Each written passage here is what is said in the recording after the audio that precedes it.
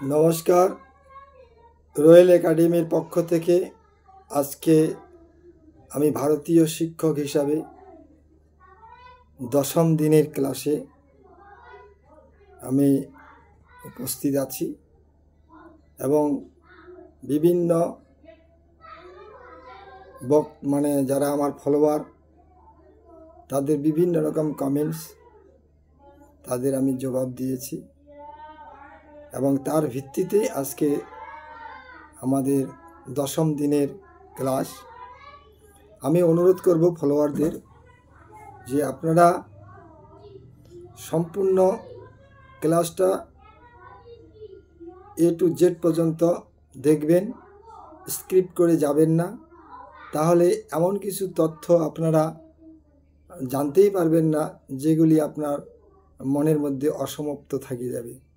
তাই অনুরোধ করব এই শিক্ষণীয় ক্লাসটাকে আপনি কিছু অর্জন করুন এবং কিছু প্রকৃত জিনিস জানুন, এই আমি অনুরোধটা রাখব। আপনারা যারা আমার চ্যানেলে অনুধাবন করেন, লক্ষ্য করেন, তাদের কাছে আমার অনুরোধ রইল। আজকের এই ক্লাস হচ্ছে আলোচনা বিষয়বস্তু বিচ্ছিন্নতাবাদ। এই যে শব্দটা, এটার উৎপত্তি এবং এটার বিষম ক্রিয়া আর এটার সুফল কুফল এই নিয়ে আলোচনা। আজকে আমরা বিশ্বের ইতিহাস পর্যালোচনা করলে আমরা দেখতে পাব বিভিন্ন ঐতিহাসিকদের মতামত থেকে আমরা উপলব্ধি করি যে কোনো এক সময় পৃথিবীর মধ্যে এই বিচ্ছিন্নতাবাদ শব্দটা ছিল না। যখন মানব সভ্যতার ক্রমবিবর্তনের মধ্য দিয়ে একটা জায়গায় পৌঁছাইল, উন্নত সমাজ গঠন হলো, তখন কিছু সংখ্যক বুদ্ধিজীবী মানুষের জন্ম হলো যারা অন্যের শ্রমকে ব্যবহার করে জীবিকা নির্বাহ করবে এবং নিজে কোনো শ্রম করবেন না। এই যে ভাবনা, এই ভাবনার থেকে তৈরি হলো সাম্রাজ্যবাদ শক্তির। এই সাম্রাজ্যবাদ শক্তি অন্যকে ঠকিয়ে নিজে সম্পদের পাহাড় তৈরি করে কি করে নিজেদের প্রতিপত্তি বৃদ্ধি করা যায়, এই যে মনোভাব, এই মনোভাবটা যখন তৈরি হলো তখন আমাদের এই মানব সভ্যতায় সৃষ্টি হলো হিংসা এবং এই হিংসার প্রতিফলন হিসেবে জন্ম নিল জাতিগত বিভেদ। আর এই জাতিগত বিভেদ থেকেই তৈরি হলো বিচ্ছিন্নতাবাদ। তাহলে আশা করি এই আলোচনাটা আপনারা বুঝতে পারলেন। এই বিচ্ছিন্নতাবাদকে কাজে লাগিয়ে আমরা দেখতে পাচ্ছি ব্রিটিশ সাম্রাজ্যবাদী শক্তি দেশে দেশে তার রাজ্য বিস্তার করেছিল এবং ডিভাইড অ্যান্ড রুল পলিসিতে শাসন করেছিল। তার শৃঙ্খল পরায়ণবোধ এবং সুশিক্ষিত সেনাবাহিনীর দ্বারা ব্রিটিশ বিভিন্ন দেশে ব্যবসার নামে বাণিজ্য করতে গিয়ে রাজ্য বিস্তার করেছিল। তার পরিণাম ভারতবর্ষে 190 বছর পরাধীনতার শৃঙ্খলে আবদ্ধ হয়েছিল। কিসের কারণে? সেই সময় এই দেশে যারা রাজন্যবর্গ ছিল তাদের মধ্যে একতাবোধ ছিল না, জাতীয়তাবোধ ছিল না। তারা একে অপরের প্রতি হিংসা নিন্দায় লিপ্ত থাকত আর এটাকে কাজে লাগিয়ে সাম্রাজ্যবাদ শক্তি ব্রিটিশ তাদের পরাধীনতার শৃঙ্খল পরিয়ে দিল।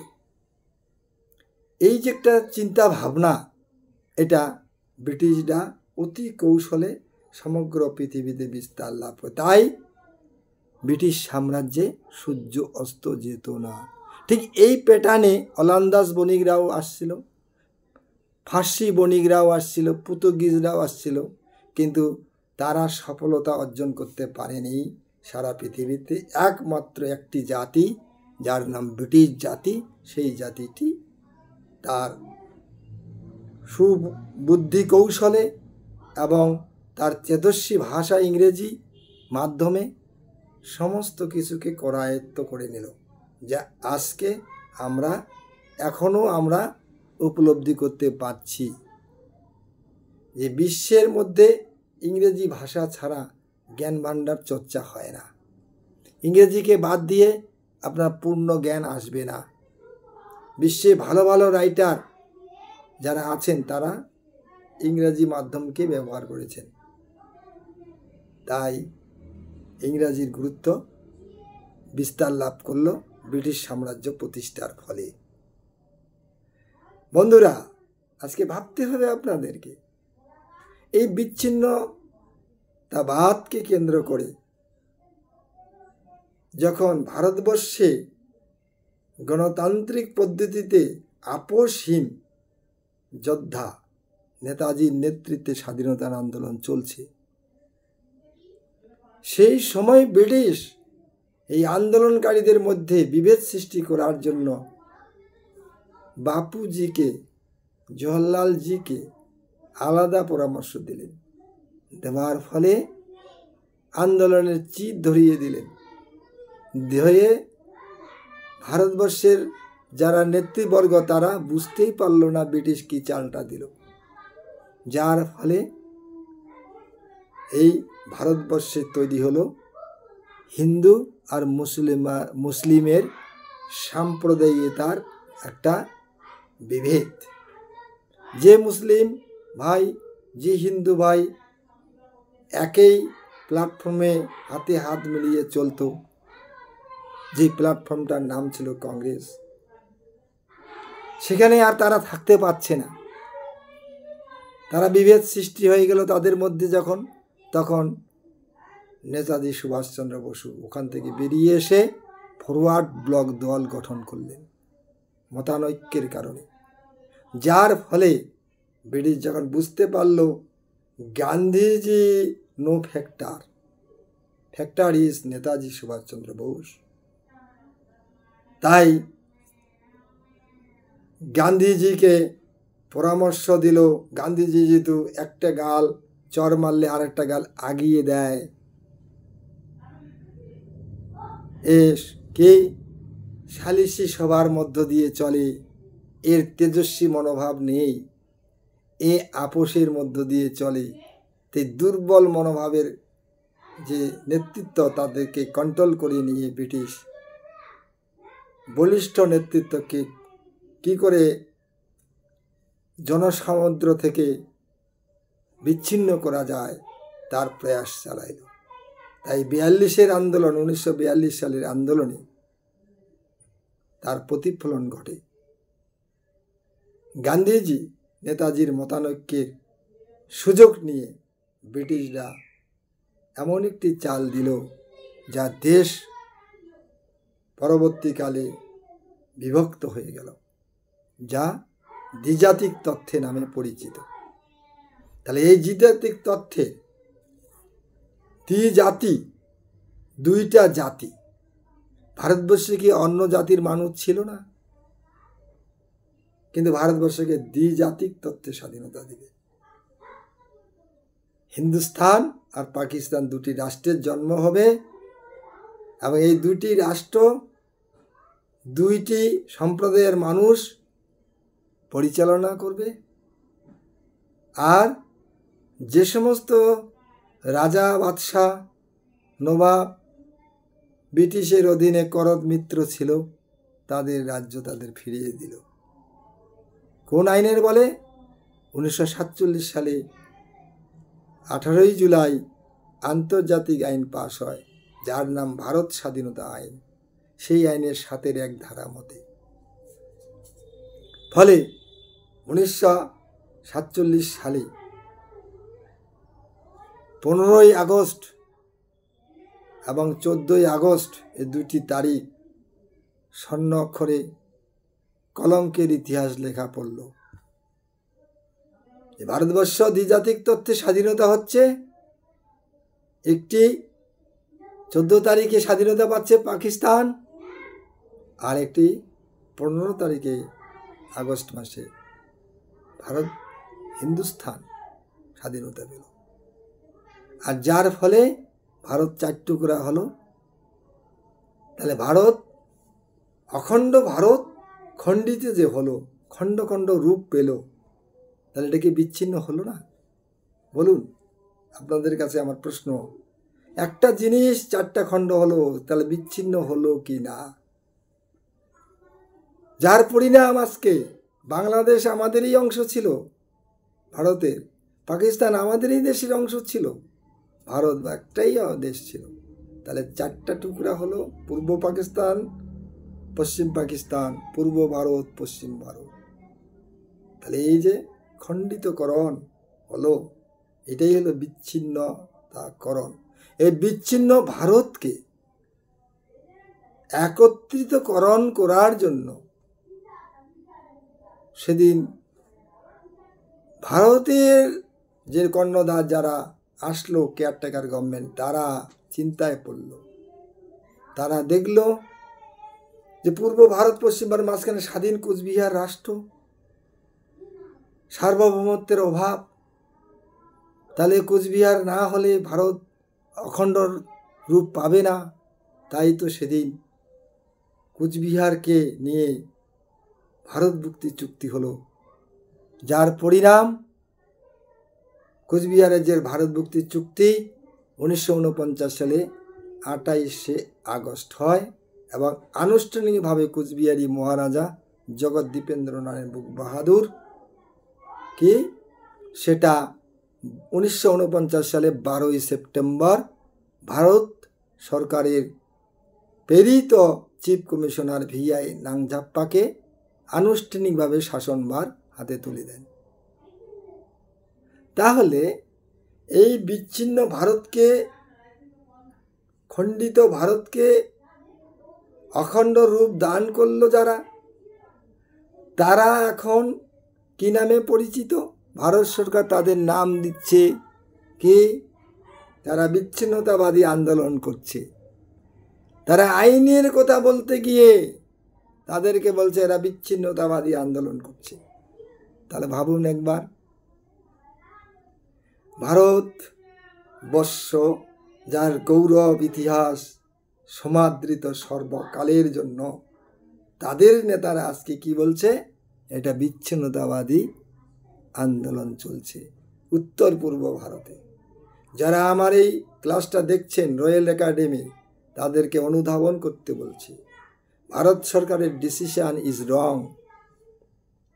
এই সমস্ত আন্দোলনকারীদের সঙ্গে বসা উচিত, কারণ তারা কি চায়? তারা ভারত থেকে বিচ্ছিন্ন চায় না।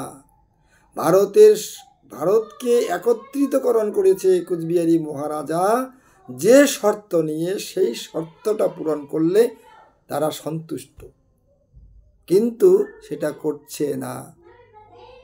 তাহলে আমাদের একাডেমির পক্ষ থেকে আমরা কেন এই কথাগুলি তুলে ধরছি?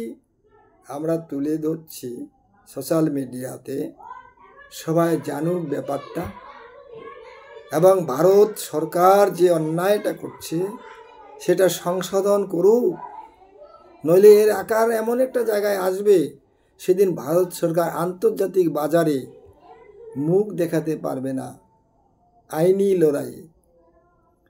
এটা এমন একটি লড়াই যেটা আইনকে কন্ট্রোল করছে একটি পার্টি, যেটা আইন পরিষদ দ্বারা পরিচালিত কুচবিহার রিপাবলিক সোশ্যালিস্ট পার্টি। তাদের নেতারা, তাদের রাজ্য কমিটির নেতৃবৃন্দ আমাদের একাডেমিতে আবেদন করছে যে আমাদের বক্তব্যটা তুলে ধরবেন সোশ্যাল মিডিয়ায়। তাই আমরা সোশ্যাল মিডিয়ায় এই বক্তব্যটা তুলে ধরছি কী হিসাবে? দেশের মানুষ বিদেশের মানুষ জানুক কোচবিহারের মানুষ কিভাবে আজকে বিচ্ছিন্নতাবাদীর তকমা পড়িয়ে তাদের নামে নানান ধরনের মামলা দিয়ে সরকার জেলে ঢুকাচ্ছে, যা 1949 থেকে আজ পর্যন্ত এই কাজগুলি তারা করছে, অপারেশন চালাচ্ছে। এই অপারেশনের বিরুদ্ধে জনমত গঠনের জন্য নেতারা আমার কাছে আসছে।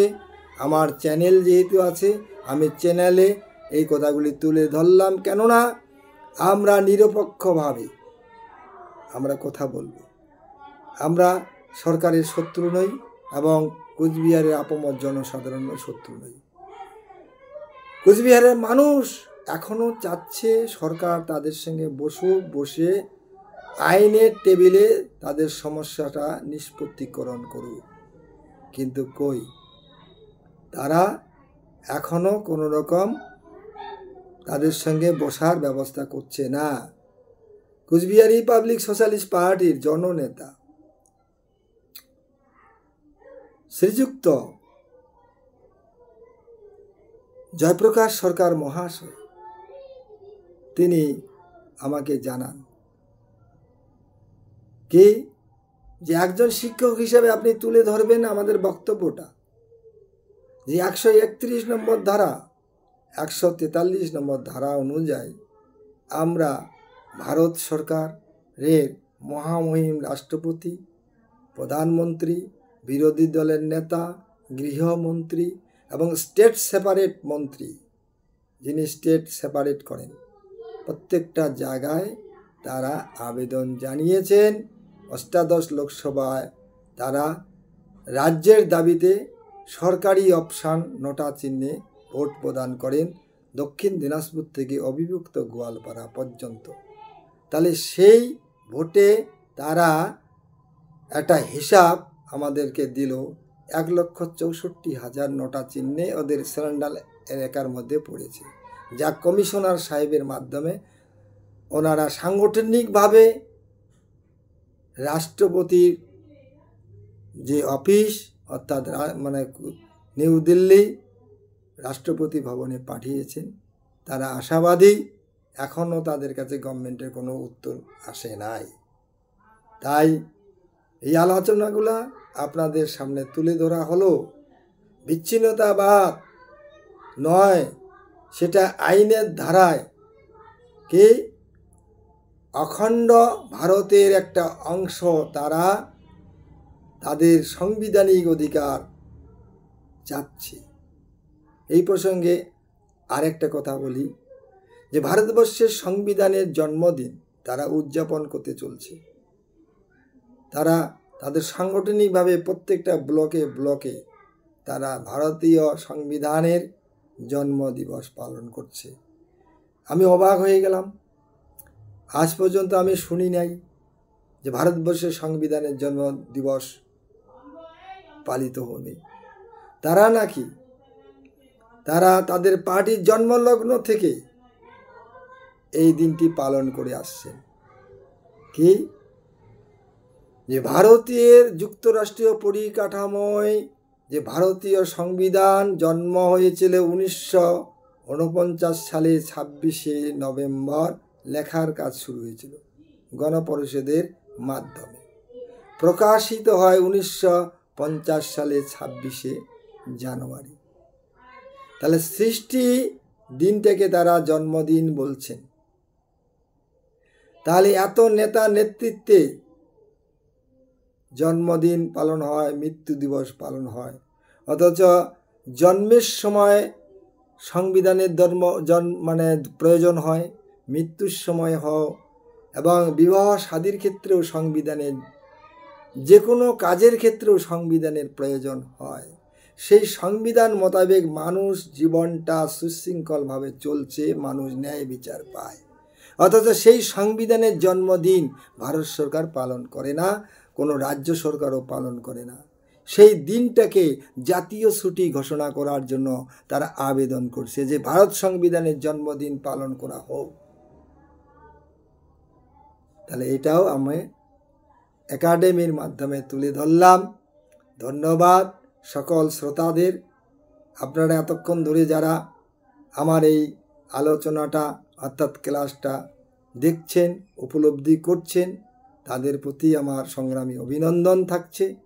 এবং আপনাদের এই ভালোবাসা, স্নেহ, আপত্য এটা নিয়ে যেহেতু একাডেমি দিনে দিনে বড় হচ্ছে, তাই একাডেমিকে যে আমাদের যে এই যে সোশ্যাল একাডেমি অর্থাৎ মানে রয়্যাল একাডেমির মাধ্যমে আমরা যেটা বক্তব্য জনসাধারণের মাঝে পরিবেশন করছি, তাই একাডেমির কল্যাণের জন্য আমি অনুরোধ করব প্রত্যেকটা ফলোয়ারকে যে আপনারা আপনাদের মূল্যবান সময় নষ্ট করে যখন ক্লাসটা দেখছেন, সেই সঙ্গে আপনারা একটু কমেন্ট করবেন, শেয়ার করবেন, যাতে ব্যাপক মানুষের কাছে এই বক্তব্যটা পৌঁছায়।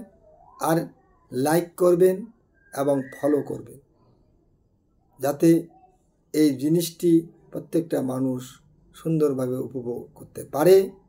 এই কথা বলে আমি আরেকবার সবাইকে ভালোবাসা জানিয়ে আমার বক্তব্য শেষ করছি, ক্লাস শেষ করছি। আপনাদের মতামত আপনারা কমেন্টের মাধ্যমে জানাবেন, যাতে আমি দ্রুত আপডেট দিতে পারি, কমেন্টের উত্তর দিতে পারি। নমস্কার।